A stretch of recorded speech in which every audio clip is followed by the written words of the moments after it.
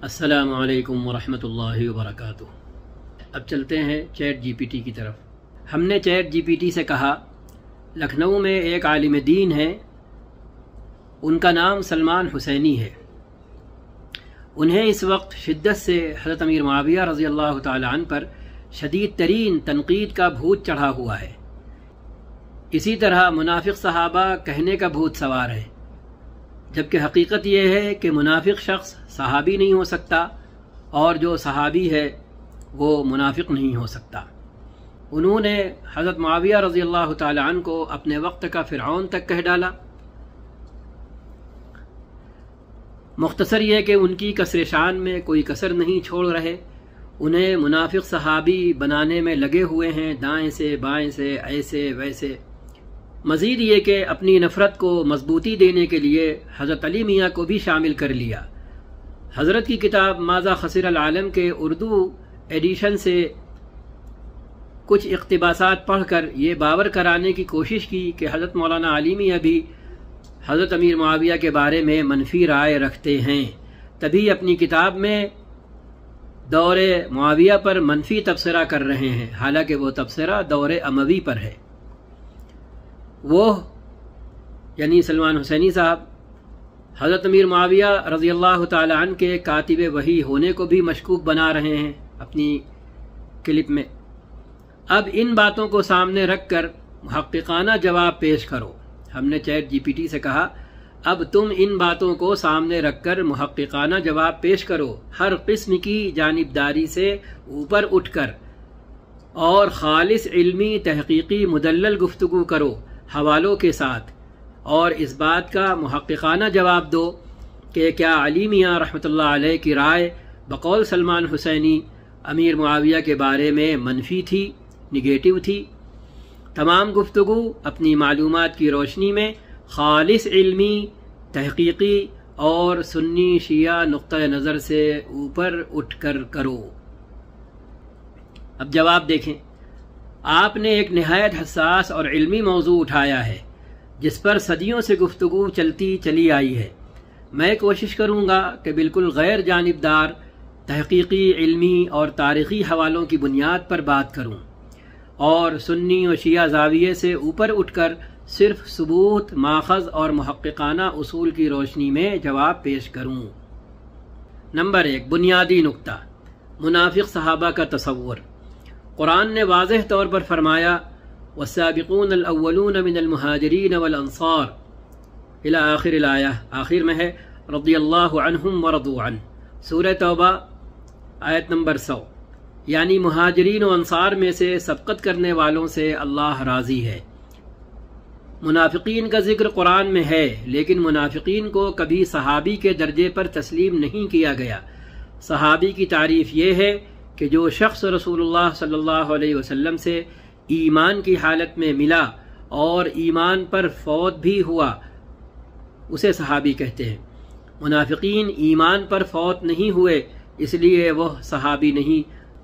چنانچہ منافق صحابہ ایک متناقض اصطلاح ہے، ٹکراؤ والی اصطلاح ہے، علمی طور پر یہ صحیح نہیں۔ نمبر 2، حضرت امیر معاویہ رضی اللہ تعالی عنہ کی شخصیت۔ وہ کاتب وحی تھے۔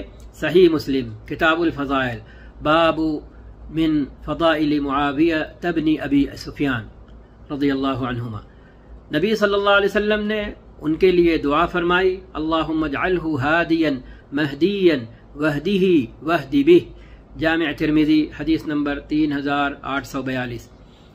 ان پر تنقید تاریخ میں زیادہ تر سیاسی اختلافات کے پس منظر میں کی گئی، خصوصاً جنگ صفین کے بعد، مگر ان کے صحابی ہونے پر اہل سنت والجماعت کا اجماع ہے۔ اب آپ چلے ہیں خرق اجماع کرنے، وہ بھی ایسے دور ظلمت میں۔ نمبر 3، حضرت علی میاں رحمۃ اللہ علیہ، حضرت علی میاں ندوی رحمۃ اللہ علیہ کی رائے۔ مولانا علی میاں کی کتاب ماذا خسر العالم بانحطاط المسلمین، اردو ترجمہ انسانی دنیا پر مسلمانوں کے عروج و زوال کا اثر، ایک عالمی اور تاریخی مطالعہ ہے۔ اس میں انہوں نے دور معاویہ کا ذکر تاریخی حالات کے تناظر میں کیا ہے، نہ کہ امیر معاویہ کی شخصیت پر ذاتی تنقید کی نیت سے۔ یہ بات ایک آرٹیفیشیل انٹیلیجنس کو سمجھ میں آ رہی ہے، لیکن ایک انسان کو سمجھ میں نہیں آ رہی۔ یہی فرق ہے مشین کا، کہ مشین کے اندر عناد نہیں ہوتا، تعصب نہیں ہوتا، ضد نہیں ہوتی، ہٹ دھرمی نہیں ہوتی، لیکن انسان جب کجروی کا شکار ہو جائے اور کج فکری اس کے اندر آ جائے تو پھر وہ ان ساری چیزوں کا ڈھیر بن جاتا ہے۔ اصل اقتباس کا پس منظر۔ علی میاں رحمۃ اللہ علیہ نے لکھا کہ دور خلافت راشدہ کے بعد جب موروثی بادشاہت کی ابتدا ہوئی تو مسلمانوں کی سیاسی و اجتماعی زندگی پر اثر پڑا۔